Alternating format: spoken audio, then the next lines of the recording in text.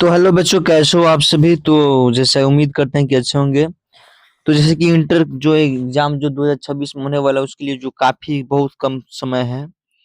आप लोगों को जो है 15 से 16 दिन बचे हुए हैं, और इसमें जो तैयारी जो आप लोग बिल्कुल भी नहीं किए हैं, तो आप लोग हमारे साथ जुड़िए एकदम। जो ऑब्जेक्टिव जो है वो हिंदी का जो चैप्टर जो पूरा बुक जो है, उसका ऑब्जेक्टिव सब्जेक्टिव जो है आपको एकदम अच्छे तरीके से एकदम जो देसी भाषा में जो है आप लोगों को बताया जाएगा, सिखाया जाएगा, आप लोगों को कराया जाएगा। तो आप लोग को कहीं से भी कोई दिक्कत परेशानी नहीं होगी।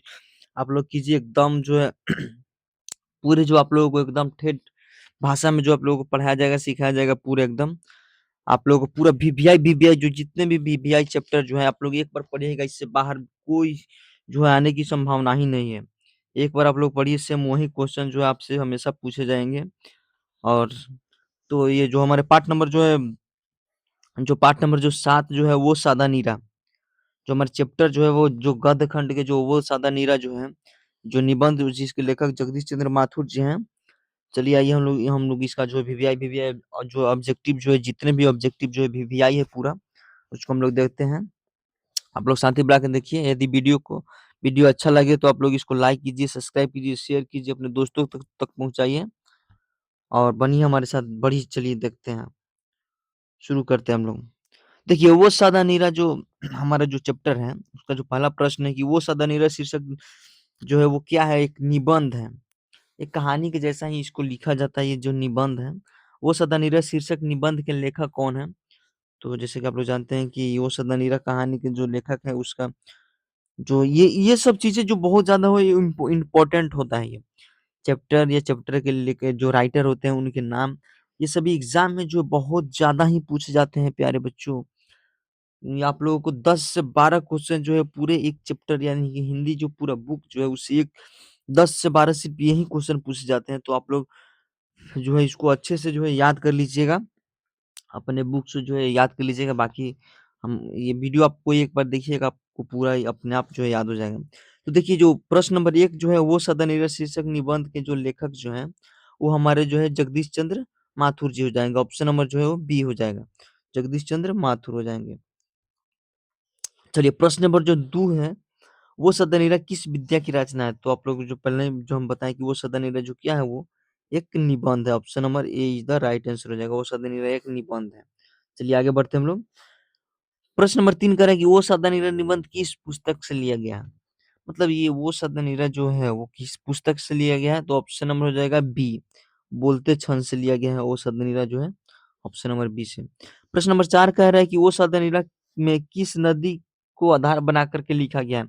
जो वो सदनीरा निबंध है, इस नदी को जब लिखा गया तो एक मतलब एक थीम सोचा गया कि ये क्या मतलब कि कुछ हो सकता है, क्या लिखा जाए। तो वो सदनीरा जो है वो गंडक नदी जो है उसको जो आधार बना करके लिखा गया। तो option number B is the right answer हो जाएगा, गंडक नदी। चलिए आगे बढ़ते हैं हम लोग। प्रश्न नंबर 5 कह रहा है गंडक नदी का जल सदियों से कैसा रहा है। बहुत ही वीवीआई ऑब्जेक्टिव जो बार बार पूछा जाता है ये ऑब्जेक्टिव, कि जो गंडक नदी है उसका जल जो सदियों से कैसा रहा है। तो प्रश्न नंबर 5 का जो है ऑप्शन नंबर हो जाएगा बी, हमेशा से जो है चंचल रहा है। प्रश्न नंबर 6 देखिए, चंपारण क्षेत्र में बाढ़ आने का मुख्य कारण क्या है। ये जो हमारे चंपारण क्षेत्र जो है, पूर्वी चंपारण जो है पश्चिमी चंपारण, ये बेसिकली ये जो चैप्टर है वो पूर्वी चंपारण के जो है, पूर्वी चंपारण में जो है लिखा गया है। मतलब कि पूर्वी चंपारण के वातावरण पे लिखा गया है यहाँ पे। तो ये जो चैप्टर है, प्रश्न नंबर जो 6 है, इसमें जो पूछा जा रहा है कि चंपारण में बाढ़ आने का मुख्य कारण क्या है। तो इसमें जो जंगलों का कटना, जंगल जो है बहुत ज़्यादा कट मात्रा में काटा जाता है, यही काटना जो है वो बाढ़ आने का जो मुख्य कारण बनता है। चलिए आगे बढ़ते हैं हम लोग।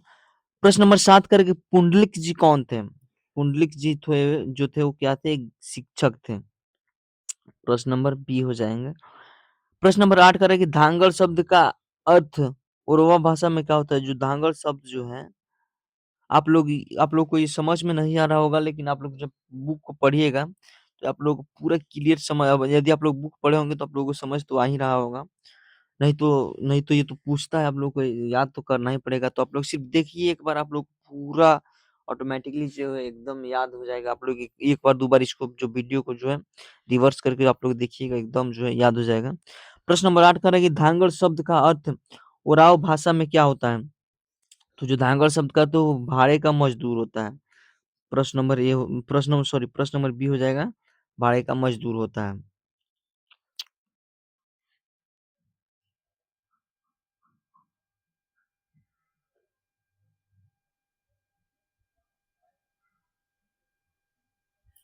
चलिए हम लोग आगे बढ़ते हैं कि हमारे जो आगे बढ़ते हैं।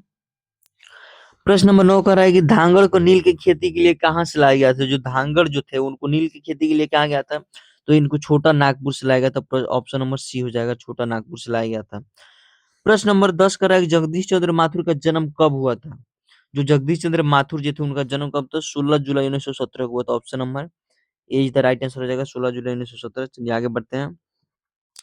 प्रश्न नंबर 11 का है, वो सदन ईरा के लेखक को विद्या वारिधि की उपाधि कहाँ से मिली थी? प्रश्न नंबर 11 जो है वो कह रहा है कि वो सदनीरा के जो लेखक जगदीश चंद्र माथुर जी उनको विद्या वारिधि की उपाधि कहाँ से मिली थी? तो ये जो है बिहार विश्वविद्यालय से मिला था इनको।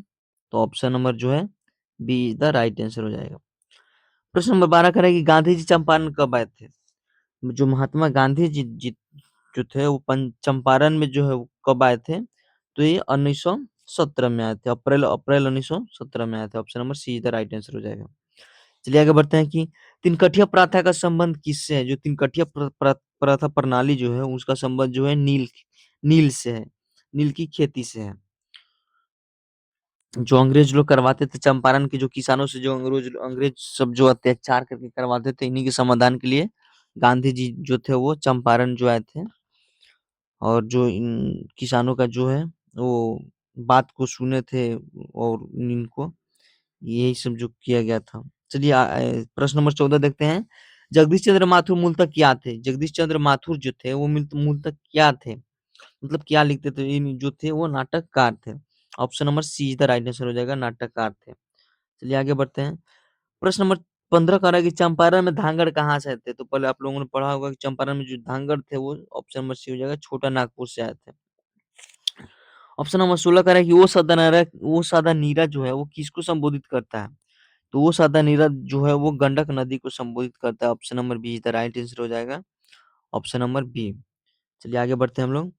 प्रश्न नंबर 17 का है कि सरमन और थारू जातियां कहाँ बसी थी? जो सरमन और थारी जातियां थी वो चंपारण की जो है तराई क्षेत्र में बसी थी। Option number B is the right answer हो जाएगा। प्रश्न नंबर 18 का है गांधी जी ने चंपारण में कितने आश्रम विश्वविद्यालय स्थापित किए? जो गांधी जी जब 1915 में चंपारण आए तो सॉरी 1917 में आया शायद, हाँ 1917 में गांधी जी जब 1917 में चंपारण आए तो उतने आज जो चंपारण कितने आश्रम विश्वविद्यालय की स्थापना की है? तो वो ऑप्शन नंबर सी हो जाएगा, 3 आश्रम विश्वविद्यालय की स्थापना की है। चलिए आगे बढ़ते हैं हम लोग। प्रश्न नंबर 19 बोल रहा है बौद्ध कालीन मूर्तियों के अवशेष कहाँ जो बौद्ध कालीन मूर्तियां हैं उसके अवशेष कहाँ मिले हैं? तो ऑप्शन नंबर बी हो जाएगा केसरिया और लौरिया नंदगढ़। केसरिया जो है वो दुनिया का सबसे हाईएस्ट जो बौद्ध स्तूप है वो माना जाता है। उसके पूरे वर्ल्ड में जो सबसे हाईएस्ट बौद्ध स्तूप है वो हमारे पूर्वी चंपारण के केसरिया में स्थित है। आप लोग इंटरनेट वगैरह पर आप लोग सर्च मार के देख लीजिएगा, बहुत ही ज्यादा फेमस है। प्रश्न नंबर 20 कह रहा है कि चंपारण में गोरे नीले साहबों ने किस पर बहुत अत्याचार किया? जो गोरे अंग्रेज जो थे वो चंपारण में किसानों पे बहुत ज्यादा अत्याचार करते थे। Option number B is the right answer हो जाएगा। वो लोग किसान पे बहुत ज्यादा जो है अत्याचार करते थे। मेरे बच्चों ये जो मेरा थोड़ा बोलने का जो हम अभी शुरू-शुरू में आप ही लोगों के जैसे हम भी स्टूडेंट हैं, हम कोई एक्सपर्ट नहीं है, तो थोड़ा बोलने में दिक्कत हो जा रहा है उसके लिए सॉरी। धीरे-धीरे सब कुछ अच्छा हो जाएगा, अभी शुरुआती है। तो हम भी कोई टीचर नहीं है आप लोगों की तरह, हम भी पढ़ाई करते हैं, हम भी आप लोगों के भाई भाई जैसे हैं। तो थोड़ा बोलने में कोई यदि गड़बड़ हो रहा है तो उसके लिए सॉरी, आप लोग उस पे ध्यान मत दीजिए, आप लोग पढ़ाई पे ध्यान दीजिए। आप लोग को वो आप लोग के लिए बहुत ज़्यादा इम्पोर्टेंट है इस समय पे। चलिए आगे हम लोग बढ़ते हैं कि देखिए प्रश्न नंबर 21 कह रहा है कि चंपारण में गांधी जी के चमत्कार की कथा किसने लिखी थी? जब गांधी जी चंपारण में आए थे तो उन्होंने जो है अंग्रेज से जो जो थे वो उन्होंने आंदोलन करके किसानों को उनका हक दिलवाया। तो इन जो सभी जो थे उनके साथ जो एक इतिहासकार थे उन्होंने जो लिखाई जो गांधी जी करते थे, उनको जो है लिखा सब लिखते थे। तो उनके साथ जो कौन थे, तो उनके साथ राजेंद्र प्रसाद जो थे, वो जो बिहार के जो हमारे क्या वो बिहार के प्रथम राष्ट्रपति जो हुए डॉक्टर राजेंद्र प्रसाद, वो उनके साथ थे। चलिए प्रश्न नंबर 22 जो कह रहा है, प्रश्न नंबर 22 जो है, लेखक के अनुसार गंडक नदी की घाटी में कैसी संस्कृति विकसित हुई? तो जो कि गंडक नदी की जो संस्कृति वो मिली-जुली भारतीय संस्कृति थी। Option number C is the right answer हो जाएगा, मिली-जुली भारतीय संस्कृति। प्रश्न नंबर 23 करें, कोणार्क नाटक के लेखक कौन है? जो कोणार्क नाटक जो है, उसके लेखक कौन है? जिसके लेखक जो है जगदीश चंद्र माथुर जी हो जाएंगे। Option number A is the right answer हो जाएगा। प्रश्न नंबर 14 वैशाली महोत्सव का बीजारोपण किसने किया था? जो वैशाली महोत्सव है उसका बीजारोपण किसने किया था? जगदीश चंद्र माथुर जी किए थे। Option number B is the right answer हो जाएगा। प्रश्न नंबर 25 कह रहा है कि थारू शब्द की उत्पत्ति किस शब्द से मानी जाती है? जो थारू शब्द जो है उसकी उत्पत्ति किस शब्द से मानी जाती है? तो जो ऑप्शन नंबर जो 25 का जो ऑप्शन नंबर है वो आप लोगों को बी हो जाएगा, थार। थार यानी राजस्थान का मरुस्थल से जो उसकी उत्पत्ति हुई थी। प्रश्न प्रश्न नंबर 26 कह रहा है, गांधी जी ने पुंडलिक जी को कहाँ से बुलाया था? जो गांधी जी थे वो पुंडलिक जी को कहाँ से बुलाए थे? तो इन्होंने बेलगांव महाराष्ट्र से बुलाया था। ऑप्शन नंबर ए हो जाएगा, बेलगांव महाराष्ट्र से बुलाए थे। चलिए आगे बढ़ते हैं। प्रश्न नंबर 27 कह रहा है कि नील की खेती के लिए अंग्रेज किस पर दबाव डालते थे? आप लोग स्वाभाविक है कि आप लोग जानते हैं कि खेती कौन करता है? किसान करता है। तो जो नील की खेती है उसके लिए अंग्रेज जो है किसान किसान और मजदूरों पे जो है रैयतों पे मतलब जमीन वालों पे भी जो दबाव डालते थे। तो इसका ऑप्शन नंबर ए और बी दोनों सही है, ए और बी दोनों। ऑप्शन नंबर सी हो जाएगा। प्रश्न नंबर 28 कह रहा है कि बहुजन संप्रेषण के माध्यम पुस्तक किसने लिखी थी? ऑप्शन नंबर 28 जो है इसका जो है जगदीश चंद्र माथुर जी हो जाएंगे। Option number 28। चलिए आगे बढ़ते हैं। प्रश्न नंबर 29 कह रहा है कि वो मेरे सपने क्या है? ये जो वो मेरे सपने क्या है, एक नाटक है। Option number C is the right answer हो जाएगा। प्रश्न नंबर 30 कह रहा है कि अमन का अर्थ क्या होता है? जो अमन होता है उसका अर्थ क्या है? कि नील की खेती का एक अनुबंध सट्टा होता है। Option number B is the right answer हो जाएगा। चलिए आगे बढ़ते हैं हम लोग। प्रश्न नंबर 31 कह रहा है कि गंडक को नारायणी और किस नाम से जाना जाता है? कि गंडक को नारायणी और किस नाम से जाना जाता है? तो हमारी जो गंडक नदी इसको नारायणी और सदा नीरा के नाम से जाना जाता है, जो कि चैप्टर का नाम है Sadanira. Option number A is the right answer हो जाएगा।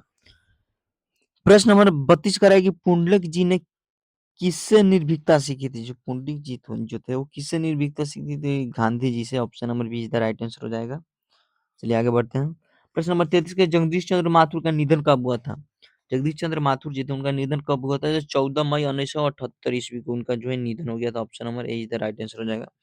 प्रश्न नंबर 34 कर रहा है कि शारदीय के नाटककार, जो शारदीय नाटक है उसके नाटककार कौन है? तो इसका जो नाटककार जो है वो आपका हो जाएंगे जगदीश चंद्र माथुर जी हो जाएंगे।